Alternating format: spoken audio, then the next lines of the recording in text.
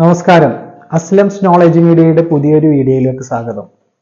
നമ്മൾ പറഞ്ഞിട്ടുണ്ടായിരുന്നു കുട്ടികൾക്ക് ഓൺലൈൻ ക്ലാസ്സുകൾ ആരംഭിക്കുകയാണെന്നുള്ളത്. അപ്പോൾ ആദ്യമായിട്ട് SSLC ബാച്ചിലെ നമ്മൾ SS ആണ് ആദ്യമായിട്ട് ഞാൻ നിങ്ങൾക്ക് ക്ലാസ് എടുക്കുന്നത്. SS ജോഗ്രഫിയിലെ first chapter seasons and time എന്നുള്ള ചാപ്റ്ററാണ് ഞാൻ നിങ്ങൾക്ക് ക്ലാസ് എടുക്കുന്നത്. അപ്പോൾ നിങ്ങൾ മനസ്സിലാക്കുക, സീസൺസ് ആൻഡ് ടൈം എന്ന് പറയുന്ന ചാപ്റ്റർ നമുക്ക് പബ്ലിക് എക്സാമിന് ഏറ്റവും പ്രധാനപ്പെട്ട ഒരു ചാപ്റ്ററാണ്. അതുപോലെ തന്നെ നിങ്ങൾക്ക് ചിലപ്പോൾ കുറച്ചധികം കൺഫ്യൂഷൻസ് ഈ ഒരു ചാപ്റ്ററിൽ സീസൺസിനെ കുറിച്ചിട്ടൊക്കെ വരാൻ സാധ്യതയുണ്ട്. അപ്പൊ അതൊക്കെ നമ്മൾ എന്ത് ചെയ്യാം, വളരെ ലളിതമായി നിങ്ങൾക്ക് മനസ്സിലാകുന്ന രീതിയിൽ ഏറ്റവും സിമ്പിൾ ആയിട്ട് പോയിന്റ് വൈസ് ആയിട്ട് നമ്മൾ എന്ത് ചെയ്യും, ഈ ഒരു വീഡിയോയിൽ നിങ്ങൾക്ക് ക്ലാസ് എടുക്കും. അപ്പൊ നിങ്ങൾ ശ്രദ്ധിക്കേണ്ട പ്രധാനപ്പെട്ട ഒരു കാര്യം, എല്ലാവരും തന്നെ ഞാൻ പറയുന്ന കാര്യങ്ങൾ കൃത്യമായിട്ട് മനസ്സിലാക്കാൻ ശ്രമിക്കുക. അതോടൊപ്പം തന്നെ നിങ്ങൾ ചെയ്യേണ്ട മറ്റൊരു പ്രധാനപ്പെട്ട കാര്യം, നിങ്ങൾക്ക് ഞാൻ പറയുന്നതോടൊപ്പം തന്നെ നിങ്ങൾ അവിടെ നിന്നുകൊണ്ട് പറയാൻ അല്ലെങ്കിൽ പഠിക്കാൻ ശ്രമിക്കുക. കാരണം നിങ്ങൾക്ക് ടഫാണ് തോന്നുന്ന ടോപ്പിക്കിനെ ഏറ്റവും ലളിതമായ രീതിയിലായിരിക്കും ഞാൻ നിങ്ങൾക്ക് ക്ലാസ് എടുത്ത് തരിക. ഓക്കെ, അപ്പോ സീസൺസ് ആൻഡ് ടൈം എന്നുള്ളതാണ് നമ്മളെ ചാപ്റ്ററിന്റെ പേര്. അതായത് ഋതുഭേദങ്ങളും സമയവും. ഋതുഭേദങ്ങൾ എന്ന് പറഞ്ഞാൽ നമ്മൾ സിമ്പിൾ ആയിട്ട് മനസ്സിലാക്കുക, കാലാവസ്ഥ അല്ലെ. നമ്മളെ നാട്ടിൽ കാലാവസ്ഥ എല്ലാ കാലത്തും ഒരേപോലെ ആവില്ല, സീസൺ ആവില്ല, സീസണിൽ ചേഞ്ച് വരും. അപ്പൊ ഈ സീസണുകളെ കുറിച്ചിട്ടും അതായത് ഈ കാലാവസ്ഥയെ കുറിച്ചിട്ടും അതേപോലെ തന്നെ എന്ത് ചെയ്യുന്നുണ്ട്, ഈ കാലാവസ്ഥ എങ്ങനെയാണ് നമ്മളെ നാട്ടിൽ ഉണ്ടാകുന്നത്, അതിന്റെ ഫോമിങ്, അതായത് അത് എങ്ങനെയാണ് നമ്മളെ നാട്ടില് പലതരത്തിലുള്ള കാലാവസ്ഥ ഉണ്ടാകുന്ന ഏതൊക്കെ മാസങ്ങളിലാണ്, അതുപോലെ തന്നെ നമ്മൾ പ്രധാനമായിട്ട് എങ്ങനെയാണ് സമയത്തെ നിർണ്ണയിക്കുന്നത് എന്നുള്ളതാണ്. വളരെ പ്രധാനപ്പെട്ട ചാപ്റ്റർ ആണ്. അപ്പൊ ഞാൻ പറയുമ്പോൾ തന്നെ നിങ്ങൾ എന്നെ എന്റെ കൂടെ പറയാൻ ശ്രമിക്കുക. അതോടൊപ്പം തന്നെ എന്ത് ചെയ്യുക, പഠിക്കാനും ശ്രമിക്കുക. അപ്പൊ നമ്മുടെ ചാപ്റ്ററിന്റെ പേര് സീസൺസ് ആൻഡ് ടൈം, ഋതുഭേദങ്ങളും സമയവും. ഈ ഋതുഭേദങ്ങൾ എന്ന് പറഞ്ഞു കഴിഞ്ഞാല് നമ്മള് ഇപ്പോ മഴക്കാലം, മഞ്ഞുകാലം, വേനൽക്കാലം അല്ലെ. അപ്പൊ നമ്മളിങ്ങനെ പലതരത്തിലുള്ള കാലങ്ങളുണ്ട്. അപ്പൊ പ്രധാനമായിട്ടും ലോകത്ത് 4 സീസണുകളാണ്, ഋതുഭേദങ്ങളാണ് ഉള്ളത്. അത് ഒന്ന് വസന്തം എന്ന് പറയും. വസന്തം എന്ന് പറഞ്ഞു കഴിഞ്ഞാൽ എന്താ, അല്ലെങ്കിൽ സ്പ്രിംഗ് സീസൺ എന്ന് പറയും. സ്പ്രിംഗ് സീസൺ എന്ന് പറഞ്ഞു കഴിഞ്ഞാല് നമ്മളെ നാട്ടില് ഇലകൾ തളിർക്കുന്ന സമയം. അതല്ലെങ്കിൽ നമ്മുടെ നാട്ടില് ഇപ്പൊ മഴക്കാലത്തിന് മുമ്പ് നിങ്ങൾക്കറിയാം ചക്ക മാങ്ങ ഒക്കെ എന്ത് ചെയ്യുന്നുണ്ട്, ഉണ്ടാകുന്ന ഒരു സമയം ഉണ്ടല്ലോ. എല്ലാ കാലത്തും ഇപ്പൊ ഉണ്ടാവില്ലല്ലോ. അപ്പോ ഈ ഒരു കാലഘട്ടത്തെയാണ് നമ്മൾ എന്ത് പറയാ, സ്പ്രിംഗ് സീസൺസ് എന്ന് പറയുക, അതല്ലെങ്കിൽ വസന്ത കാലഘട്ടം എന്ന് പറയുന്നത്. ഇനി രണ്ടാമതായിട്ട് പറയുന്നത് ഇതിന്റെ നേരെ ഓപ്പോസിറ്റ് ആണ്. വസന്തത്തിന്റെ ഓപ്പോസിറ്റ്, ഇലകൾ തളിർക്കുന്നതിന്റെ ഓപ്പോസിറ്റ് എന്താ വരിക, ഇലകൾ പൊഴിയുന്ന കാലഘട്ടം. അതാണ് ഓട്ടം സീസൺ അല്ലെങ്കിൽ ഹേമന്തം എന്ന് മലയാളത്തിൽ പറയും. അതായത് ഒന്ന് ഇലകൾ തളിർക്കുന്ന കാലഘട്ടമാണെങ്കിൽ മറ്റേത് ഇലകൾ പൊഴിയുന്ന കാലഘട്ടം നമ്മൾ അനുഭവിക്കാറുണ്ട്. നിങ്ങൾ നോക്കിയാൽ മതി, ചില മാസങ്ങളിൽ നമ്മൾ എന്ത് ചെയ്യും, ഇപ്പൊ വിന്ററിന് മുമ്പ്, അതായത് ശൈത്യകാലത്തിന്, മഞ്ഞുകാലത്തിന് മുമ്പ് എന്ത് ചെയ്യുന്നുണ്ട്, നമ്മുടെ നാട്ടില് മരങ്ങളിലെ ഇലകൾ മുഴുവൻ പൊഴിഞ്ഞു ചാടുന്നതായിട്ട് നിങ്ങൾക്ക് അനുഭവപ്പെടും അല്ലെ. അപ്പൊ ഈ ഒരു കാലഘട്ടമാണ് ഓട്ടം സീസൺ. അപ്പൊ എപ്പോഴും ശ്രദ്ധിക്കണം, വസന്തത്തിന്റെ ഓപ്പോസിറ്റ് അല്ലെങ്കിൽ സ്പ്രിംഗിന്റെ ഓപ്പോസിറ്റ് ആണ് ഇത് ഓട്ടം സീസൺ. ഇനി നെക്സ്റ്റ് പറയുന്നതാണ് സമ്മർ സീസൺ അല്ലെ. നമ്മൾ ഗ്രീഷ്മ കാലഘട്ടം എന്ന് പറയും. ഉഷ്ണകാലഘട്ടം എന്നും വേനൽ കാലഘട്ടം എന്നും ഗ്രീഷ്മ കാലഘട്ടം എന്നും ഇവിടെ അറിയപ്പെടും. അപ്പൊ അത് ചൂട് കാലഘട്ടമാണ്. ചൂട് നമ്മൾ കൂടുതൽ പറയേണ്ട ആവശ്യമില്ലല്ലോ എന്താണ് ചൂട് കാലഘട്ടം എന്നുള്ളത്. ഇനി നെക്സ്റ്റ് പറയുന്നതാണ് ഇതിന്റെ നേരെ ഓപ്പോസിറ്റ്, അതായത് ചൂട് കാലത്തിന്റെ നേരെ ഓപ്പോസിറ്റ് എന്തായിരിക്കും, തണുപ്പ് കാലഘട്ടം അല്ലെ, അല്ലെങ്കിൽ ശൈത്യ കാലഘട്ടം. ശൈത്യ കാലഘട്ടം അല്ലെങ്കിൽ വിന്റർ സീസൺ. ഇനി ഈ ഒരു സീസൺ ഉണ്ടാവുന്നതിനുള്ള കാരണങ്ങൾ എന്താണ് എന്നുള്ളതാണ് നമ്മൾ ആദ്യമായിട്ട് പഠിക്കാൻ പോകുന്നത്. അപ്പൊ അതിൽ ഏറ്റവും പ്രധാനപ്പെട്ട ഒന്നാണ് റൊട്ടേഷൻ എന്ന് പറയും. റൊട്ടേഷൻ എന്ന് പറഞ്ഞു കഴിഞ്ഞാൽ ഭ്രമണം എന്നാണ് മലയാളത്തിൽ അറിയപ്പെടുക. അതായത് ഇപ്പൊ നമുക്കറിയാം, ഭൂമി സ്വയം കറങ്ങുന്നുണ്ടോ ഇല്ലേ, സ്വയം കറങ്ങുന്നുണ്ട്. ഇല്ലെങ്കിൽ ഭൂമി നിൽക്കാന്നുണ്ടെങ്കിൽ ഇപ്പൊ 10 മണിയാണെങ്കിൽ എന്നും 10 മണിയല്ലേ. ഭൂമി സ്വയം കറങ്ങുന്നുണ്ട്. ആ കറക്കത്തെ പറയുന്ന, ആ റിവോൾവിനെ പറയുന്ന പേരാണ് എന്ത്, റൊട്ടേഷൻ. അപ്പോ ഒന്നുമില്ല, സിമ്പിൾ ആയിട്ട് മനസ്സിലാക്കുക. റൊട്ടേഷൻ എന്ന് പറഞ്ഞാൽ ഭൂമി സ്വയം കറങ്ങുന്നുണ്ട്. ഇപ്പൊ ഇത് നമ്മൾ ഭൂമിയാണെന്ന് സങ്കല്പിക്കുകയും ഈ ഭൂമി എന്ത് ചെയ്യുന്നുണ്ട്, സ്വയം ഇങ്ങനെ കറങ്ങിത്തീരുന്നുണ്ട് അല്ലെ. അതിനെ പറയുന്ന പേരാണ് റൊട്ടേഷൻ അല്ലെങ്കിൽ ഭ്രമണം എന്ന് പറയും. ഒരു ഭ്രമണം പൂർത്തീകരിക്കാൻ വേണ്ട സമയം 24 hours, 24 മണിക്കൂറാണ് ഒരു ഭ്രമണം പൂർത്തീകരിക്കാൻ വേണ്ട സമയം. അപ്പൊ ആദ്യത്തെ കാര്യങ്ങൾ നമ്മൾ പഠിച്ചു അല്ലേ. നമ്മൾ എന്താ പഠിച്ചത്, ഒന്നാമത്തെ കാര്യം റൊട്ടേഷൻ എന്ന് പറഞ്ഞാൽ ഭൂമി സ്വയം കറങ്ങുന്നതിനെയാണ് നമ്മൾ എന്ത് പറയാ? റൊട്ടേഷൻ എന്ന് പറയാ. ഇനി റൊട്ടേഷൻ പൂർത്തീകരിക്കാൻ എത്ര സമയം വേണം? 24 hours സമയം അതിന് ആവശ്യമാണ്. ഇനി രണ്ടാമത്തേതാണ് റവല്യൂഷൻ എന്ന് പറയും. റവല്യൂഷൻ അല്ലെങ്കിൽ പരിക്രമണം എന്ന് പറയും. അപ്പൊ നിങ്ങളൊന്ന് ആലോചിച്ച് നോക്കുക, നമ്മുടെ ഭൂമി സ്വയം കറങ്ങുന്നുണ്ട്, അതോടൊപ്പം തന്നെ എന്ത് ചെയ്യുന്നുണ്ട്? സൂര്യനെ വലയം വെക്കുന്നുണ്ട്. ഇതിന് പറയുന്ന പേരാണ് എന്ത്? പരിക്രമണം. The earth revolves around the sun, അല്ലെ? അല്ലെങ്കിൽ നമ്മളെ ഭൂമി സൂര്യന് ചുറ്റും കറങ്ങുന്നതിന് പറയുന്ന പേരാണ് എന്ത്? പരിക്രമണം, അതല്ലെങ്കിൽ റവല്യൂഷൻ എന്ന് അറിയപ്പെടും. ഇനി റവല്യൂഷന്റെ ഡെഫിനിഷൻ എന്ന് പറഞ്ഞു കഴിഞ്ഞാൽ an elliptical orbit that the earth revolves around the sun is known as revolution. അതായത് ദീർഘവൃത്താകൃതിയിലുള്ള സഞ്ചാരപഥത്തിലൂടെ ഭൂമി സൂര്യനെ വലം വെക്കുക. അപ്പൊ പലരുടെയും സംശയം, ഈ ദീർഘവൃത്താകൃതിയിലുള്ള സഞ്ചാരപഥം എന്താണ്? നമ്മളെ സയൻസ് ലാബുകളിലൊക്കെ ചെന്നാൽ കണ്ടിട്ടില്ലേ, ചാർട്ടിലൊക്കെ സൂര്യൻ നടുക്ക് നിൽക്കുന്നു, ചുറ്റും ഒരു റൗണ്ടിന്റെ ഉള്ളിലൂടെ ആയിരിക്കും ബാക്കിയുള്ള പ്ലാനറ്റ്സ് മുഴുവൻ കറങ്ങുന്നത്, അല്ലേ? അപ്പോ ആ ഒരു റൗണ്ടിനെ, അതല്ലെങ്കിൽ അതിന്റെ സഞ്ചാരപഥം, അല്ലെങ്കിൽ അതിന്റെ ഓർബിറ്റ് എന്നാണ് അത് അറിയപ്പെടുക. ഇതിനെ പറയുന്ന പേരാണ് ദീർഘവൃത്താകൃതിയിലുള്ള സഞ്ചാരപഥം, അതല്ലെങ്കിൽ എലിപ്റ്റിക്കൽ ഓർബിറ്റ്. അപ്പോ an elliptical orbit that the earth revolves around the sun is known as revolution. അല്ലെങ്കിൽ ദീർഘവൃത്താകൃതിയിലുള്ള സഞ്ചാരപഥത്തിലൂടെ ഭൂമി സൂര്യനെ വലം വെക്കുന്നതിന് പറയുന്ന പേരാണ് എന്ത്? പരിക്രമണം, അതല്ലെങ്കിൽ റവല്യൂഷൻ എന്നറിയപ്പെടുന്നത്. ഇനി മൂന്നാമത്തെ ഒന്നാണ് ടിൽറ്റ് ഓഫ് ദ ആക്സിസ്, അതായത് അച്ചുതണ്ടിന്റെ ചെരിവ്. നമ്മൾ ചെറിയ ക്ലാസ്സിൽ പഠിച്ചിട്ടുണ്ട്, ഭൂമി എന്ന് പറയുന്ന ഈ ഒരു പ്ലാനറ്റിന്, ഈ ഒരു ഗ്രഹത്തെ പിടിച്ചു നിർത്തുന്നത് എന്താണ്? അച്ചുതണ്ടാണ്, ആക്സിസ് ആണ്, അല്ലെ? ചെറിയ ക്ലാസ്സിൽ നമ്മൾ പഠിച്ചിട്ടുണ്ടല്ലോ. അപ്പൊ നമ്മൾ വിചാരിച്ച പോലെ ആക്സിസ് സ്ട്രൈറ്റ് അല്ല, ആ ആക്സിസിന് എന്തുണ്ട്? ചെറിയൊരു ചെരിവുണ്ട്. ഈ ചെരിവിനെ പറയുന്ന പേരാണ് ടിൽറ്റ് ഓഫ് ദ ആക്സിസ്. അത്രേ ഉള്ളൂ. ഇനി ഇതിന്റെ ടിൽറ്റ് എങ്ങനെയാണ് എന്നുള്ളതാണ് ഞാൻ പറയാൻ പോകുന്നത്, ശ്രദ്ധിച്ചട്ടോ. അപ്പൊ ഞാൻ ബോർഡുമ്മ ഒരു പിക്ചർ വരക്കുന്നുണ്ട്, അതിപ്പോ നിങ്ങൾക്ക് അതൊരു ഭൂമിയായിട്ട് നിങ്ങൾ സങ്കല്പിക്കുക. കാരണം ഞാൻ ചിത്രം വരക്കാൻ അത്ര എക്സ്പേർട്ടായ മനുഷ്യനൊന്നുമല്ല. അപ്പൊ നിങ്ങളത് ചിന്തിക്കുക. അപ്പൊ നമ്മള് ഈ ഒരു ഭൂമി, അല്ലെ, ഈ ഭൂമിയെ പിടിച്ചു നിർത്തുന്നത് ഒരു ഇമാജിനറി ആക്സിസ് ആണ്. ആ ഇമാജിനറി ആക്സിസ് ചെരിഞ്ഞിട്ടാണുള്ളത്. അതായത് ഭൂമിയെ പിടിച്ചു നിർത്തുന്ന ഒരു ആക്സിസ് ഉണ്ട്. ആ ആക്സിസ് എങ്ങനെ, അല്ലെങ്കിൽ അച്ചുതണ്ട് ഉണ്ട്, ആ അച്ചുതണ്ട് എങ്ങനെയാണ്? ചെരിഞ്ഞിട്ടാണ് നിൽക്കുന്നത്. ഇനി അതിന്റെ ചെരിവ് നമ്മൾ എന്ത് ചെയ്യാണ്? കാൽക്കുലേറ്റ് ചെയ്യാണ്. ഇങ്ങനെ നോക്കുമ്പോൾ, ഇങ്ങനെ നോക്കുന്നതിന് പറയുന്നത് നമ്മള് പരിക്രമണ തലം എന്നാണ് പറയുക, അതല്ലെങ്കിൽ ഫ്രം ദ ഓർബിറ്റൽ പ്ലെയിൻ എന്നാണ് പറയുക.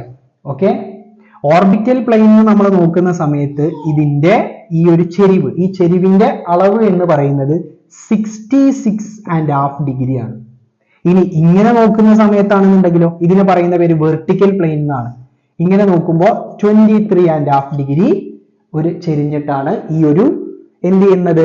ഭൂമിയെ പിടിച്ചു നിർത്തുന്ന ആക്സിസ് ചെരിഞ്ഞിട്ടാണ് കാണപ്പെടുന്നത്. അപ്പോ from the orbital plain it is 66.5 degree, from the vertical plane it is 23.5 degree. അതായത് ഭൂമിയെ പിടിച്ചുന്ന അച്ചുതണ്ട് എന്ത് ചെയ്യുന്നുണ്ട്? അച്ചുതണ്ടിന് ഒരു ചെരിവുണ്ട്. അത് പരിക്രമണ തലത്തിൽ 66 ഡിഗ്രിയും ലംബതലത്തിൽ അതിന് 23 ഡിഗ്രിയുമാണുള്ളത്. അപ്പോ ടിൽറ്റ് ഓഫ് ദ ആക്സിസ് എന്ന് പറഞ്ഞാൽ അച്ചുതണ്ടിന്റെ ചെരിവ്, അതായത് ആക്സിസിന്റെ ചെരിവ്. അപ്പൊ ആക്സിസിന്റെ ചെരിവ് എങ്ങനെയാണ് കാണപ്പെടുന്നത്? From the orbital plain. ഇങ്ങനെ നമ്മൾ നോക്കുകയാണെന്നുണ്ടെങ്കിൽ 66.5 ഡിഗ്രി ഇത് ചെരിഞ്ഞിട്ടാണ്. ഇനി അത് മനസ്സിലാക്കാൻ കഴിയാത്ത ആൾക്കാർ എന്ത് ചെയ്യുന്നുണ്ട്? ഇവിടെ നിന്ന് ഞാൻ സ്കെയിൽ വെച്ച് ഇങ്ങോട്ട് അളന്നപ്പോ 66 സെന്റിമീറ്റർ എന്ന് കണ്ടു. ഇവിടെ നിന്ന് ഞാൻ സ്കെയിൽ വെച്ച് ഇവിടെ അളന്നപ്പോ 23.5 ഡിഗ്രി എന്ത് ചെയ്യുന്നുണ്ട്? ചെരിവ് എനിക്ക് അനുഭവപ്പെട്ടു. അപ്പോ ഇങ്ങനെ നമ്മൾ എന്ത് ചെയ്യുക? സിമ്പിൾ ആയിട്ട് പഠിക്കുക. അപ്പൊ ടിൽറ്റ് ഓഫ് ദ ആക്സിസ് എന്ന് പറഞ്ഞാൽ എന്താ? അല്ലെ, the axis of the earth is tilted at an angle of 66.5 degree from the orbital plane. It measured from the vertical plane, it would be 23.5 degree. അതായത് ഭൂമിയെ പിടിച്ചു നിർത്തുന്ന അച്ചുതണ്ടിന് പരിക്രമണ തലത്തിൽ നിന്ന് 66 ഡിഗ്രിയും ലംബതലത്തിൽ നിന്ന് എത്ര ഡിഗ്രിയാ? 23 ഡിഗ്രിയും ചെരിവുണ്ട് എന്നുള്ളതാണ്. ഇനി നമ്മൾ മനസ്സിലാക്കേണ്ട മറ്റൊരു കാര്യം, അപ്പൊ നമ്മൾ മനസ്സിലാക്കിയ ഒരു പ്രധാനപ്പെട്ട കാര്യം, ഭൂമി സ്വയം കറങ്ങുന്നുണ്ട്, അതോടൊപ്പം എന്ത് ചെയ്യുന്നുണ്ട്? സൂര്യന് ചുറ്റും കറങ്ങുന്നുണ്ട്. ഇതിന് പറയുന്ന പേരാണ് പരിക്രമണം, അല്ലെങ്കിൽ റവല്യൂഷൻ എന്നറിയപ്പെടും. ഒരു റവല്യൂഷൻ പൂർത്തീകരിക്കാൻ വേണ്ട സമയം എന്ന് പറയുന്നത് 365.5 ക്വാർട്ടർ ഡേയ്സ് ആണ് നമുക്ക് ആവശ്യം. അതായത് 365 ദിവസമാണ് ഭൂമി സ്വയം കറങ്ങി തീരാൻ വേണ്ട സമയം. ഭൂമി സ്വയം കറങ്ങല്ല, സൂര്യന് ചുറ്റും കറങ്ങി തീരാൻ എടുക്കുന്ന സമയം. അതായത് ഭൂമി ഇവിടെ നിന്നുകൊണ്ട് അല്ലെ എർത്ത് ഇവിടെ നിന്നുകൊണ്ട് റിവോൾവ് ചെയ്യാൻ തുടങ്ങാണ്. ഇങ്ങനെ കറങ്ങി കറങ്ങി കറങ്ങി തിരിച്ച് ഇങ്ങോട്ട് തന്നെ എത്ര സമയം വേണം?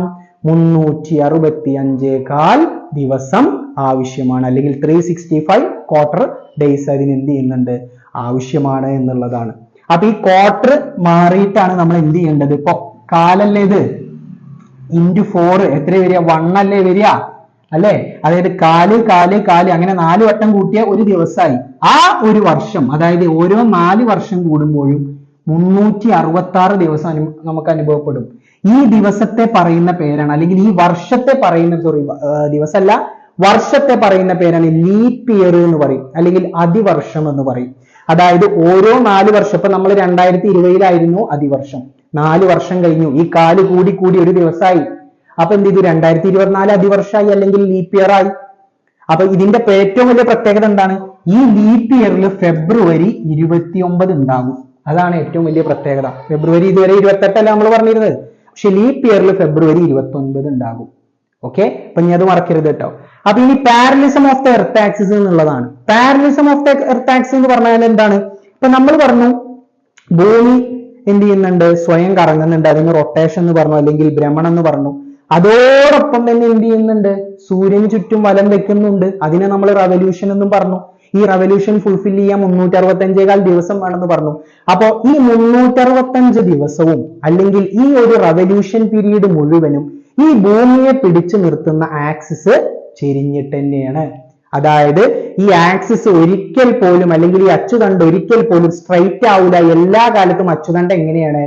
ടിൽറ്റഡ്, ചെരിവ് നിലനിർത്തി കൊണ്ടുപോകുന്നു. ഇതിനെ പറയുന്ന പേരാണ് parallelism of the earth axis, അല്ലെങ്കിൽ അച്ചുതണ്ടിന്റെ സമാന്തരത എന്ന് പറയുന്നത്. അത് the earth maintain its tilt throughout the year, അല്ലെങ്കിൽ throughout the revolution period, അല്ലെങ്കിൽ throughout 365 quarter days the earth maintain, അതായത് ഭൂമി അതിന്റെ ചെരിവ് പരിക്രമണ വേളയിലുടനീളം നിലനിർത്തുന്നു, അല്ലെങ്കിൽ 365 ദിവസം നിലനിർത്തുന്നു, അല്ലെങ്കിൽ ഒരു വർഷം നിലനിർത്തുന്നു. ഇതിനെ പറയുന്ന പേരാണ് എന്ത്? അച്ചുതണ്ടിന്റെ സമാന്തരത, അതല്ലെങ്കിൽ parallelism of the earth axis. അപ്പൊ ഞാൻ ഈ പറഞ്ഞ കാര്യങ്ങൾ ഒന്നുകൂടി നിങ്ങളൊന്ന് റിപ്പീറ്റ് ചെയ്ത് നോക്കി.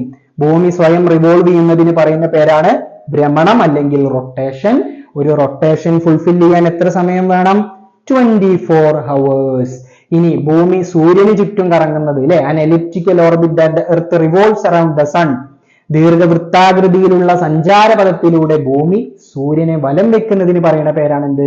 പരിക്രമണം, അല്ലെങ്കിൽ റവല്യൂഷൻ. ഒരു റവല്യൂഷൻ ഫുൾഫിൽ ചെയ്യാൻ വേണ്ട സമയം 365 ക്വാർട്ടർ ഡേയ്സ്, അല്ലെങ്കിൽ 365 ദിവസം. ഇനി ഭൂമിയെ പിടിച്ചു നിർത്തുന്ന ഒരു ആക്സിസ് ആണ് നമുക്കറിയാം. ആ ആക്സിസ് എങ്ങനെയാണ്? ചെരിഞ്ഞിട്ടാണ് കാണപ്പെടുന്നത്. ഈ ചെരിവ് എന്ത് ചെയ്യുന്നുണ്ട്? ഈ ഒരു 365 ദിവസവും ആ ചെരിവ് നിലനിർത്തുന്നു അല്ലെ. ഇനി ഈ ചെരിവിനെ കുറിച്ച് പറയുകയാണെന്നുണ്ടെങ്കിൽ, അല്ലെങ്കിൽ ഈ തിരിച്ചിനെ കുറിച്ച് പറയുകയാണെന്നുണ്ടെങ്കിൽ, the axis of the earth is tilted at an angle of 66.5 degree from the orbital plane. If measured from the vertical plane, it would be 23.5 degree. അച്ചുതണ്ടിന്റെ ചെരിവ് പരിക്രമണ തലത്തിൽ നിന്ന് 66 ഡിഗ്രിയും ലംബതലത്തിൽ നിന്ന് 23 ഡിഗ്രിയുമാണ്. ഇനി വർഷം മുഴുവൻ, അല്ലെങ്കിൽ പരിക്രമണ വേളയിലുടനീളം ഭൂമി അതിന്റെ ചെരിവ് നിലനിർത്തുന്നു. അതിനെ parallelism of the earth axis. The earth maintain its tilt throughout the revolution is called parallelism of the earth axis. അപ്പോ ഇത്രയും ഭാഗം നിങ്ങൾ മനസ്സിലാക്കി എന്ന് വിചാരിക്കുന്നു. ഇനി അടുത്തതായിട്ട് പറയാനുള്ളതാണ് apparent movement of the sun. Apparent movement of the sun, ഇത് കുറച്ചധികം നമുക്ക് ഡീറ്റെയിൽഡ് ആയിട്ട് പറയേണ്ടതുണ്ട്. അതുകൊണ്ടാണ് ഞാൻ apparent movement of the sun, അതല്ലെങ്കിൽ സൂര്യന്റെ അയനം എന്നുള്ള ഭാഗം മാത്രം പ്രത്യേകം എടുത്ത് നിങ്ങൾക്ക് പറഞ്ഞു തരുന്നത്. അപ്പൊ നിങ്ങൾ മനസ്സിലാക്കേണ്ട ഒരു പ്രധാനപ്പെട്ട കാര്യം, നമ്മൾ ഈ ഭൂമിയുടെ കൃത്യം നടുവിലൂടെ ഒരു ലൈന് കടന്നു പോകുന്നുണ്ട്. അതിനെ ലാറ്റിറ്റ്യൂഡ് എന്നാണ് പറയുക. അപ്പൊ പലർക്കുള്ള സംശയം, എന്താണ് ഈ ലാറ്റിറ്റ്യൂഡ് എന്നുള്ളത്? നമ്മൾ ഇങ്ങനെ വരക്കുന്നതിനാണ്, സിമ്പിൾ ആയിട്ട് പറയാം കേട്ടോ, ഇങ്ങനെ വരക്കുന്നതിനാണ് ലാറ്റിറ്റ്യൂഡ് എന്ന് പറയാം. അപ്പൊ ഇങ്ങനെ വരക്കുന്നതിന് എന്താ പറയാ? ലോഞ്ചിറ്റ്യൂഡ്. അതായത് ഇങ്ങനെ വരക്കുന്നതിന് അക്ഷാംശം എന്ന് പറയും, ഇങ്ങനെ വരക്കുന്നതിന് രേഖാംശം എന്നാണ് നമ്മൾ പറയാ. അപ്പൊ ശ്രദ്ധിക്കുക, ഇങ്ങനെ ഭൂമിയുടെ കൃത്യം നടുവിലൂടെ ഒരു ലാറ്റിറ്റ്യൂഡ് കടന്നു പോകുന്നുണ്ട്. 0 ഡിഗ്രി ആണ് അതിന്റെ അളവ്. അതായത് 0 degree latitude is known as, ഇതിനെ വിളിക്കുന്ന പേരാണ് ഇക്വേറ്റർ എന്നാണ് അതിനെ പറയുക. അതല്ലെങ്കിൽ മധ്യരേഖ എന്ന് പറയും, ഭൂമധ്യരേഖ എന്നും പറയും. ഓക്കെ, അപ്പൊ ശ്രദ്ധിക്കുക, ഭൂമിയുടെ കൃത്യം നടുവിലൂടെ കടന്നു പോകുന്ന ലൈനെ നമ്മൾ വിളിക്കുന്ന പേരാണ് എന്ത്? ഇക്വേറ്റർ അല്ലെങ്കിൽ ഭൂമധ്യ രേഖ. ഇനി ഇക്വേറ്ററിന്റെ മുകൾ ഭാഗം അറിയപ്പെടുന്നത് നോർത്തേൺ ഹെമിസ്ഫിയർ എന്നുള്ളതാണ്, അതല്ലെങ്കിൽ ഉത്തരാർദ്ധഗോളം എന്നുള്ളത്. ഇപ്പൊ നോർത്ത് എന്ന് പറഞ്ഞാൽ വടക്കാണ്, വടക്കിന്റെ മറ്റൊരു പേരാണ് ഇത് ഉത്തരം, തെക്കിൻ്റെത് ദക്ഷിണം. അപ്പൊ ഈ ഇക്വേറ്ററിന്റെ മുകൾ ഭാഗം അറിയപ്പെടുന്നത് നോർത്തേൺ ഹെമിസ്ഫിയർ എന്നുള്ളതാണ്. ഇനി ഇക്വേറ്ററിന്റെ താഴ്ഭാഗം ഇപ്പൊ എന്താ അറിയപ്പെടുക? സദേൺ ഹെമിസ്ഫിയർ അല്ലെങ്കിൽ ദക്ഷിണാർദ്ധഗോളം എന്ന് പറയപ്പെടും. അപ്പൊ ശ്രദ്ധിക്കേണ്ട പ്രധാനപ്പെട്ട ഒരു കാര്യം, ഭൂമിയുടെ കൃത്യം നടുവിലൂടെ കടന്നു പോകുന്ന 0 ഡിഗ്രി ലാറ്റിറ്റ്യൂഡിനെ നമ്മൾ എന്ത് വിളിക്കും? ഇക്വേറ്റർ എന്ന് വിളിക്കും, അല്ലെ? ഇനി ഇക്വേറ്ററിന്റെ മുകൾ ഭാഗം നോർത്തേൺ ഹെമിസ്ഫിയർ, താഴ്ഭാഗോ സദേൺ ഹെമിസ്ഫിയർ. ഇനി നോർത്തേൺ ഹെമിസ്ഫിയറിൽ 23.5 ഡിഗ്രി നോർത്ത് ലാറ്റിറ്റ്യൂഡ് ആയിട്ട് ഒരു ലൈന് കടന്നു പോകുന്നുണ്ട്. അതേപോലെ തന്നെ എന്ത് ചെയ്യുന്നുണ്ട്? സദേൺ ഹെമിസ്ഫിയറിലും ഇതേപോലെ 23.5 ഡിഗ്രി സൗത്ത് ലാറ്റിറ്റ്യൂഡ് ആയിട്ട് ഒരു ലൈന് കടന്നു പോകുന്നുണ്ട്. അപ്പൊ ഈ ലൈനെ വിളിക്കുന്ന പേരാണ് tropic of cancer, tropic of cancer അല്ലെങ്കിൽ ഉത്തരായന രേഖ, ഉത്തരായന രേഖ. ഇനി ഈ ലൈനെ, ദക്ഷിണാർദ്ധഗോളത്തിലുള്ള ഈ ലൈനെ വിളിക്കുന്ന പേരാണ്, അല്ലെങ്കിൽ സദേൺ ഹെമിസ്ഫിയറിലുള്ള ഈ ലൈനെ വിളിക്കുന്ന പേരാണ് tropic of Capricorn, tropic of Capricorn അല്ലെങ്കിൽ ദക്ഷിണായന രേഖ. അപ്പൊ ശ്രദ്ധിക്കുക, ഇക്വേറ്ററിന്റെ മുകൾ ഭാഗം നോർത്തേൺ ഹെമിസ്ഫിയർ ഉത്തരാർദ്ധഗോളം എന്നറിയപ്പെടും, താഴ്ഭാഗം സദേൺ ഹെമിസ്ഫിയർ ദക്ഷിണാർദ്ധഗോളം എന്നും അറിയപ്പെടും. ഇനി ഇവയിൽ ഉത്തരാർദ്ധഗോളത്തിൽ അല്ലെങ്കിൽ നോർത്തേൺ ഹെമിസ്ഫിയറിലെ 23.5 ഡിഗ്രി നോർത്ത് ലാറ്റിറ്റ്യൂഡിനെ വിളിക്കുന്ന പേരാണ് ട്രോപ്പിക് ഓഫ് ക്യാൻസർ, അതായത് ഉത്തരായന രേഖ. ഇനി അതേപോലെ തന്നെ സദേൺ ഹെമിസ്ഫിയർ ദക്ഷിണാർദ്ധഗോളത്തിലെ 23.5 ഡിഗ്രിയെ വിളിക്കുന്ന പേരാണ് ട്രോപ്പിക് ഓഫ് ക്യാപ്രിക്കോൺ, ദക്ഷിണായന രേഖ എന്നുള്ളത്. അപ്പൊ നമ്മൾ മനസ്സിലാക്കേണ്ട ഒരു പ്രധാനപ്പെട്ട കാര്യം, ഭൂമി ചെരിഞ്ഞിട്ടാണ് നിലകൊള്ളുന്നത് എന്ന് നമുക്ക് അറിയാം. കാരണം ടിൽറ്റ് ഓഫ് ദ ആക്സിലെ, ഭൂമിയെ പിടിച്ചു നിർത്തുന്ന ആക്സിസ് ചെരിഞ്ഞിട്ടാണ്. അപ്പൊ അതുകൊണ്ട് തന്നെ ഭൂമിയിൽ സൂര്യനുമായിട്ട് ബന്ധപ്പെട്ട്, അതായത് സൂര്യനുമായിട്ടുള്ള പൊസിഷൻ എന്ന് പറയുന്നത് എപ്പോഴും ഒരു ചെരിഞ്ഞിട്ടാണ് ഭൂമിയും സൂര്യനും തമ്മിലുള്ള ആ ഒരു സൂര്യപ്രകാശം ഭൂമിയിൽ പതിക്കുന്നത്. നമ്മൾ പറഞ്ഞു റവല്യൂഷൻ പീരീഡിൽ മുഴുവൻ ഭൂമി എന്ത് ചെയ്യുന്നുണ്ട്? സൂര്യന് ചുറ്റും കറങ്ങിക്കൊണ്ടിരിക്കുകയാണ്, അല്ലെ? ആ സമയം മുഴുവനും ഇതിലെന്താണ് ടിൽറ്റഡ് ആയിട്ടാണ് കാണപ്പെടുന്നത്. അപ്പോ എന്താണ് apparent movement of the sun എന്ന് ചോദിച്ചാൽ സിമ്പിൾ ആയിട്ട് മനസ്സിലാക്കുക, വളരെ സിമ്പിൾ ആയിട്ട് ഞങ്ങൾക്ക് മനസ്സിലാവുന്ന രീതിയിൽ പറയാണ് കേട്ടോ. ഇപ്പൊ ഭൂമി ചെരിഞ്ഞിട്ടാണ് കാണപ്പെടുന്നത്. അപ്പൊ അതുകൊണ്ട് തന്നെ ചില സമയത്ത് സൂര്യന്റെ പൊസിഷൻ, അതായത് നമ്മൾ സൂര്യപ്രകാശം ലഭിക്കുന്ന പൊസിഷൻ എന്ന് പറയുന്നത്, ചില സമയത്ത് സൂര്യന്റെ പൊസിഷൻ നോർത്തേൺ ഹെമിസ്ഫിയറിലേക്കായിട്ടായിരിക്കും എത്തുക. അത് കരുതിയാണ് സദേൺ ഹെമിസ്ഫിയറിൽ സൂര്യനെ അടിക്കൂല എന്നല്ല, കൂടുതൽ സൂര്യപ്രകാശം ലഭിക്കുക ഈ ഒരു ഭാഗത്തായിരിക്കും. അപ്പൊ ചില സമയത്തോ ചില മാസങ്ങളിൽ എന്ത് ചെയ്യുന്നുണ്ട്? സദേൺ ഹെമിസ്ഫിയറിലുമായിരിക്കും സൂര്യപ്രകാശം ലഭിക്കുക. അപ്പൊ നമ്മൾ മനസ്സിലാക്കേണ്ടത്, ഈ സൂര്യന്റെ പൊസിഷൻ എന്ന് പറയുന്നത് എന്ത് ചെയ്യുന്നുണ്ട്? ഈ ട്രോപ്പിക് ഓഫ് ക്യാൻസറിനും ഈ ട്രോപ്പിക് ഓഫ് ക്യാപ്രിക്കോണിനും ഇടയിൽ അങ്ങോട്ടും ഇങ്ങോട്ടും എന്ത് ചെയ്യുന്നുണ്ട്?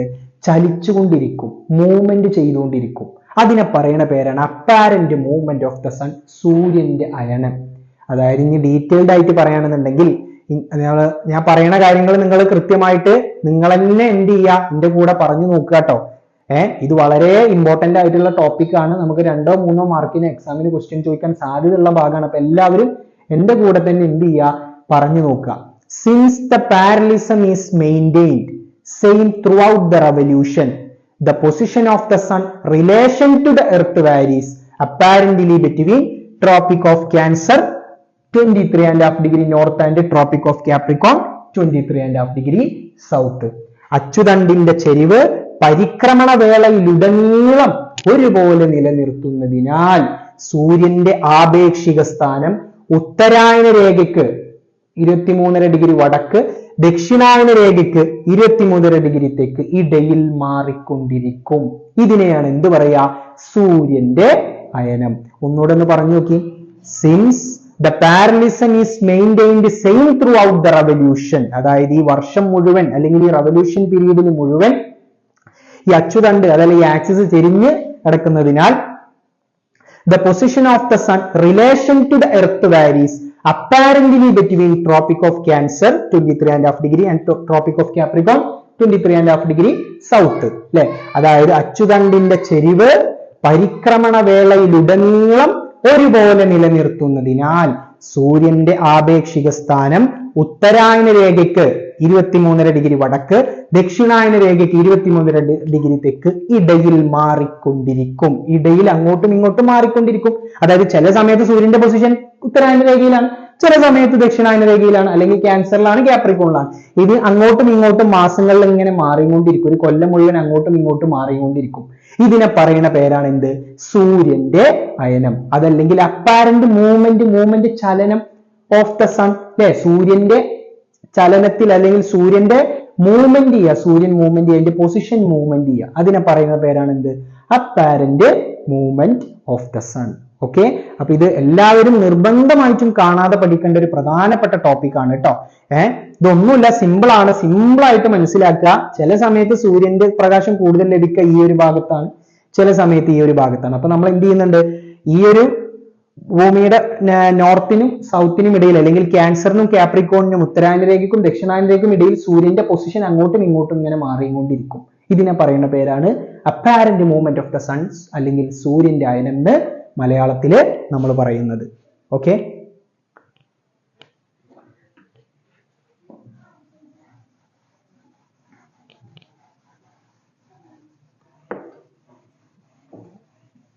കഴിഞ്ഞിട്ടില്ല.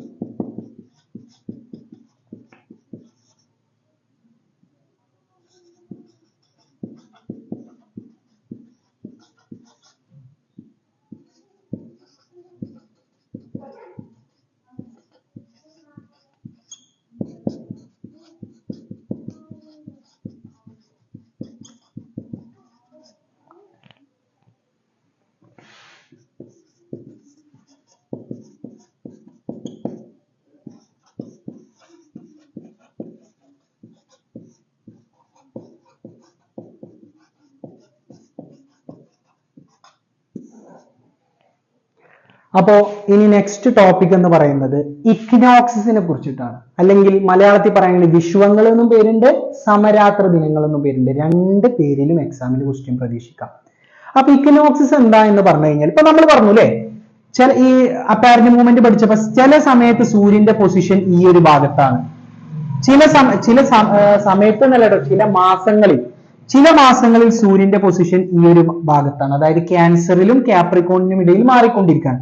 ഇങ്ങനെ അങ്ങോട്ടും ഇങ്ങോട്ടും ഇതിന്റെ പൊസിഷൻ ഇങ്ങനെ മാറിക്കൊണ്ടിരിക്കുന്ന സമയത്ത് കറക്റ്റ് ഭൂമധ്യരേഖ അല്ലെങ്കിൽ ഇക്വേറ്ററിന് നേർ മുകളിൽ എത്തുന്നത് കൊല്ലത്തിൽ 2 ദിവസമാണ്. അതായത് ഇത് ഇങ്ങോട്ട് സഞ്ചരിക്കുമ്പോഴും ഇക്വേറ്ററിൽ കൃത്യം എത്തുക എന്നാണ് കൊല്ലത്തിൽ 2 ദിവസമാണ്. ആ ദിവസങ്ങളെ പറയുന്ന പേരാണ് ഇക്വിനോക്സിസ്. മലയാളത്തിൽ പറയുകയാണെങ്കിൽ വിഷുവങ്ങൾ എന്ന് പറയും. ശ്രദ്ധിച്ചോളൂ, ആ ദിവസങ്ങൾ എന്ന് പറഞ്ഞു കഴിഞ്ഞാൽ മാർച്ച് 21 സെപ്റ്റംബർ 23 ഈ ദിവസങ്ങളിലാണ് കറക്റ്റ് സൂര്യൻ സഞ്ചരിക്കുന്ന സമയത്ത് ഇക്വേറ്ററിന്റെ നേർമുകളിൽ എത്തുക, അല്ലെങ്കിൽ ഇക്വേറ്ററിനെ ടച്ച് ചെയ്ത് കടന്നു പോവുക, അതായത് ഭൂമധ്യരേഖയെ ടച്ച് ചെയ്ത് കടന്നു പോവുക. ഇത് കൊല്ലത്തിൽ 2 ദിവസം മാത്രമേ സംഭവിക്കുള്ളൂ. ഈ ദിവസങ്ങളാണ് മാർച്ച് 21 സെപ്റ്റംബർ 23. ഈ ദിവസങ്ങളെ വിളിക്കണ പേരാണ് എന്ത്? ഇക്വിനോക്സസ് അല്ലെങ്കിൽ വിഷുവങ്ങൾ. അപ്പോ പരിക്രമണവേളയിൽ സൂര്യന്റെ ആപേക്ഷിക സ്ഥാനം ഭൂമധ്യരേഖയ്ക്ക് നേർമുകളിൽ എത്തുന്നത്, അതായത് ഇക്വേറ്ററിന് നേർമുകളിൽ എത്തുന്നത് വർഷത്തിൽ 2 ദിവസമാണ്, മാർച്ച് 21 സെപ്റ്റംബർ 23. ഈ ദിവസത്തെ വിളിക്കുന്ന പേരാണ് ഏത്? ഇക്വിനോക്സിസ് അല്ലെങ്കിൽ വിഷുവങ്ങള് എന്ന് പറയും അല്ലെ. During the revolution the position of the sun over the equator on March 21 and September 23. These days are called equinoxes. ഈ ദിവസങ്ങളുടെ പ്രത്യേകത എന്താണ്? ഈ ദിവസത്തിന്റെ പ്രത്യേകത എന്ന് പറഞ്ഞു കഴിഞ്ഞാൽ ഭൂമി കൃത്യം ഭൂമിയുടെ നടുക്കായിരിക്കും ആരുണ്ടാവുക? സൂര്യൻ ഉണ്ടാവുക, സൺ ഉണ്ടാവുക കൃത്യം ഭൂമിയുടെ നടുക്ക്, കാരണം ഇക്വേറ്ററിലാണ്. അപ്പൊ എന്ത് ചെയ്യും? ഈ നോർത്തേൺ ഹെമിസ്ഫിയറിലും സദേൺ ഹെമിസ്ഫിയറിലും നൈറ്റും ഡേയും, രാത്രിയും പകലും തുല്യാണ്. നിങ്ങളൊന്ന് ആലോചിച്ച് നോക്കി, ഈ ഒരു ഭാഗത്താണ് സൂര്യൻ എന്നുണ്ടെങ്കിൽ ഈ ഭാഗത്തുള്ള ആളുകൾക്ക് കൊടും ചൂടായിരിക്കും, കാരണം കൂടുതൽ സൂര്യപ്രകാശം ലഭിക്കുന്നതാണ്. ഈ ഒരു ഭാഗത്താണെങ്കിൽ ഈ ഒരു ഭാഗത്ത്, പക്ഷെ കൃത്യം നടുവിലാകുമ്പോൾ എന്താ സംഭവിക്കുക? ഈ നോർത്ത് ആയാലും സൗത്ത് ആയാലും ഒരേപോലെ ആയിരിക്കും എന്ത് ചെയ്യുന്നുണ്ടാവുക? സൂര്യപ്രകാശം ലഭ്യമാകുന്നുണ്ടാവുക. അതുകൊണ്ട് തന്നെ ഈ ഒരു ഭാഗത്ത് എന്ത് ചെയ്യും? ഡേയും നൈറ്റും ഈക്വൽ ആയിരിക്കും എന്നുള്ളതാണ് ഈ 2 ദിവസങ്ങളിൽ മാത്രം. Day hence the day and night will be equal on both the hemisphere അല്ലെ. ഇരു അർദ്ധഗോളങ്ങളിലും രാത്രിയുടെയും പകലിന്റെയും ദൈർഘ്യം തുല്യമായിരിക്കും. അപ്പൊ ഇക്വിനോക്സിസ് എന്ന് പറഞ്ഞു കഴിഞ്ഞാൽ സൂര്യൻ അപ്പാരന്റ് മൂവ്മെന്റ് അങ്ങോട്ടും ഇങ്ങോട്ടും ഇങ്ങനെ മൂവ്മെന്റ് ചെയ്യുന്ന സമയത്ത് ഇക്വേറ്ററിന്റെ നേർമുകളിൽ എത്തുന്നത് കൊല്ലത്തിൽ 2 ദിവസം, മാർച്ച് 21 സെപ്റ്റംബർ 23. ഈ ദിവസങ്ങളെ വിളിക്കുന്ന പേരാണ് എന്ത്? ഇക്വിനോക്സിസ് അല്ലെങ്കിൽ മലയാളത്തിൽ വിഷുവങ്ങൾ എന്ന് പറയും. ഈ ദിവസങ്ങളുടെ പ്രത്യേകത എന്താ? Day and night will be equal on both hemisphere. ഇരു അർദ്ധഗോളങ്ങളിലും രാത്രിയും പകലും തുല്യാണ്. രാത്രിയും പകലും തുല്യം എന്ന് പറഞ്ഞാൽ സമമായിട്ടുള്ള രാത്രിയും പകലും. അതുകൊണ്ട് ഇതിനെ ഇക്വിനോക്സിസ് എന്ന് ഇംഗ്ലീഷിൽ പറയും, മലയാളത്തിൽ വിഷുവങ്ങൾ എന്നും വിളിക്കും, സമരാത്ര ദിനങ്ങൾ എന്നും വിളിക്കുന്നതാണ്. അപ്പൊ ഞാൻ ഈ പറഞ്ഞ കാര്യങ്ങൾ എല്ലാവർക്കും മനസ്സിലായി എന്ന് വിചാരിക്കുന്നു. നിങ്ങൾ എന്ത് ചെയ്യുക? നിങ്ങളുടെ അഭിപ്രായങ്ങൾ നിങ്ങൾ കമന്റ് ബോക്സിൽ അറിയിക്കണം. നിങ്ങൾക്ക് കൺഫ്യൂഷൻ ഉള്ള ഭാഗങ്ങൾ അറിയിക്കണം. കാരണം ഈ ഒരു ടോപ്പിക് ചില കുട്ടികൾക്ക് പെട്ടെന്ന് ക്യാച്ച് ചെയ്യാൻ ബുദ്ധിമുട്ടുള്ളതാണ്. അപ്പൊ നമ്മൾ ഈ പറഞ്ഞ കാര്യങ്ങൾ എല്ലാവരും നിർബന്ധമായിട്ട് ഒന്നുകൂടി റിപ്പീറ്റ് ചെയ്യുക. ഒന്ന്, റൊട്ടേഷൻ എന്താ? ഭൂമി സ്വയം കറങ്ങുന്നില്ലേ, അതായത് എർത്ത് സ്വയം റിവോൾവ് ചെയ്യുന്നതിനെയാണ് നമ്മൾ എന്ത് പറഞ്ഞു? റൊട്ടേഷൻ എന്ന് പറഞ്ഞു. ഒരു റൊട്ടേഷൻ ഫുൾഫിൽ ചെയ്യാൻ വേണ്ട സമയം എത്രയാണ്? 24 hours ആണെന്നും പറഞ്ഞു. ഇനി റെവല്യൂഷൻ എന്ന് പറഞ്ഞു കഴിഞ്ഞാൽ എന്താണ്? നമ്മൾ പറഞ്ഞ ഒരു എലിപ്റ്റിക്കൽ ഓർബിറ്റ്, ദീർഘവൃത്താകൃതിയിലുള്ള സഞ്ചാരപഥം അല്ലെ, അതിലൂടെ ഭൂമി സൂര്യന് ചുറ്റും കറങ്ങുന്നതിനെയാണ് അല്ലെ നമ്മൾ എന്ത് പറഞ്ഞത്? റവല്യൂഷൻ അല്ലെ. ഒരു റവല്യൂഷൻ പൂർത്തീകരിക്കാൻ വേണ്ട സമയം 365 days അല്ലെ, അതായത് 365 ദിവസം വേണം. ഇനി ടിൽറ്റ് ഓഫ് ദ ആക്സിസ് എന്ന് പറഞ്ഞാലോ, the earth of the axis is tilted at an angle of 66.5 degree from the orbital plane. If measured from the vertical plane, it would be 23.5 degree അല്ലെ. അതായത് അച്ചുതണ്ടിനെ ഭൂമിയെ പിടിച്ചു നിർത്തുന്ന അച്ചുതണ്ടിന് ഒരു ചെരിവുണ്ട്. അത് പരിക്രമണ തലത്തിൽ നിന്ന് 66 ഡിഗ്രിയും ലംബതലത്തിൽ നിന്ന് എത്ര 23 ഡിഗ്രിയുമാണ്. Next, parallelism of the earth axis എന്ന് പറയുന്നത് earth maintain its tilt throughout the year അല്ലെങ്കിൽ throughout the revolution period അല്ലെ. ഈ പരിക്രമണ വേളയിലുടനീളം ഈ ഭൂമി സൂര്യനെ ചുറ്റുന്ന സമയം മുഴുവൻ എന്ത് ചെയ്യുന്നുണ്ട്? ഈ ചെരിവ് നിലനിർത്തുന്നു. ഇതിനെയാണ് അച്ചുതണ്ടിന്റെ സമാന്തരത അല്ലെങ്കിൽ parallelism of the earth axis എന്ന് പറയുന്നത്. നെക്സ്റ്റ്, അപ്പാരന്റ് മൂവ്മെന്റ് എന്ന് പറഞ്ഞാൽ എന്താ? നമ്മൾ ഭൂമിയുടെ പൊസിഷൻ അല്ലെ, ഇത് ഭൂമി നിലനിൽക്കുന്നത് തന്നെ എന്താണ്? ചെരിഞ്ഞിട്ടാണെന്ന് പറഞ്ഞു അല്ലെ. അതുകൊണ്ട് തന്നെ സൺലൈറ്റ് അതല്ലെങ്കിൽ സൂര്യപ്രകാശം കിട്ടുന്നതിന് സൂര്യന്റെ പൊസിഷൻ എന്ത് ചെയ്യുന്നുണ്ട്? ഈ ചെരിവിനനുസരിച്ച് ചില മാസങ്ങളിൽ എവിടെയാണ്? നോർത്തേൺ ഹെമിസ്ഫിയറിലാണ് കൂടുതലായിട്ട് ലഭ്യമാകുക, ചില മാസങ്ങളിൽ സദേൺ ഹെമിസ്ഫിയറിലാണ് അല്ലെ. അപ്പൊ ശ്രദ്ധിക്കുക, ഞാൻ പറയുന്ന കൂടെ തന്നെ എന്റെ കൂടെ ഒന്ന് പറഞ്ഞു നോക്കുക.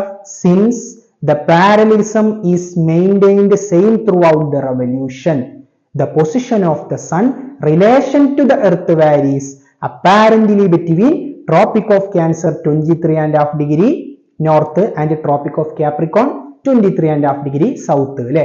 അച്ചുതണ്ടിന്റെ ചെരിവ് പരിക്രമണ വേളയിലുടനീളം ഒരുപോലെ നിലനിർത്തുന്നതിനാൽ സൂര്യന്റെ ആപേക്ഷിക സ്ഥാനം ഉത്തരാർദ്ധഗോളത്തിൽ 23.5 ഡിഗ്രി വടക്ക്, ദക്ഷിണാർദ്ധഗോളത്തിൽ 23.5 ഡിഗ്രി തെക്ക് ഇടയിൽ മാറിക്കൊണ്ടിരിക്കും. ഇതിനെ വിളിക്കുന്ന പേരാണ് സൂര്യന്റെ അയനം അല്ലെ. ഇനി ലാസ്റ്റ് പറഞ്ഞത് ഇക്വിനോക്സിസ്. ഇക്വിനോക്സ് എന്ന് പറഞ്ഞ ഡേറ്റ് ആണ്, 2 ഡേറ്റ്, മാർച്ച് 21 സെപ്റ്റംബർ 23. ഈ ദിവസങ്ങൾ വിളിക്കുന്ന പേരാണ് ഇക്വിനോക്സിസ്. ഈ ദിവസങ്ങളുടെ പ്രത്യേകത സൂര്യന്റെ പൊസിഷൻ കറക്റ്റ് എവിടെയായിരിക്കും? ഭൂമധ്യരേഖയിൽ, അതല്ലെങ്കിൽ ഇക്വേറ്ററിൽ കറക്റ്റ് ഇക്വേറ്ററിന്റെ മുകളിൽ എത്തുന്ന അല്ലെങ്കിൽ ഭൂമധ്യരേഖയുടെ മുകളിൽ എത്തുന്നതാണ്. ഇതിന്റെ പ്രത്യേകത ഡേയും നൈറ്റും ബോത്ത് ഹെമിസ്ഫിയർ, നോർത്തിലായാലും സൗത്തിലായാലും ഉത്തരാർദ്ധഗോളത്തിലായാലും ദക്ഷിണാർദ്ധഗോളത്തിലായാലും എന്ത് ചെയ്യുന്നുണ്ട്? ഡേയും നൈറ്റും ഈക്വൽ ആയിരിക്കും. അപ്പൊ ഒന്ന് പറഞ്ഞു നോക്കി, during the revolution the position of the sun will be over the equator on March 21 and September 23. Hence the day and night will be equal on both the hemisphere. അല്ലെ, പരിക്രമണ വേളയിൽ സൂര്യന്റെ ആപേക്ഷിക സ്ഥാനം ഭൂമധ്യരേഖയ്ക്ക് നേർമുകളിൽ എത്തുന്നത് മാർച്ച് 21 സെപ്റ്റംബർ 23 ഈ ദിനങ്ങളിൽ ഇരു അർദ്ധഗോളങ്ങളിലും രാത്രിയും പകലും തുല്യമായിരിക്കും. ഈ ദിനങ്ങളെ സമരാത്ര ദിനങ്ങൾ അഥവാ വിഷുവങ്ങൾ എന്ന് വിളിക്കുന്നു. അപ്പൊ ഇത്രയും പറഞ്ഞ ടോപ്പിക്കാണ് നമുക്ക് കൃത്യമായിട്ട് തിയറി ആയിട്ട് ഈ ഒരു ചാപ്റ്ററിലെ പ്രധാനമായിട്ട് ഭാഗമായിട്ട് നമുക്ക് പഠിക്കാനുള്ളത്, സീസൺ ആയിട്ട് പഠിക്കാനുള്ളത്. അപ്പൊ ഈ ചാപ്റ്ററിനെ രണ്ടായിട്ട് നമുക്ക് മാറ്റാം. ഒന്ന് സീസൺ ഋതുഭേദങ്ങൾ എന്നും മറ്റേത് ടൈം എന്നും, അതായത് സമയനിർണയത്തെ കുറിച്ചിട്ടും പഠിക്കാം. ഓക്കെ, അപ്പോൾ ഇന്നത്തെ വീഡിയോ എല്ലാവർക്കും മനസ്സിലായി എന്ന് വിചാരിക്കുന്നു. ഇനി നിങ്ങളുടെ ഡൗട്ടുകൾ ഉണ്ടെങ്കിൽ ഡൗട്ടുകൾ മറ്റൊക്കെ നമ്മൾ കമന്റ് ബോക്സിൽ അറിയിക്കുക. ഓക്കെ.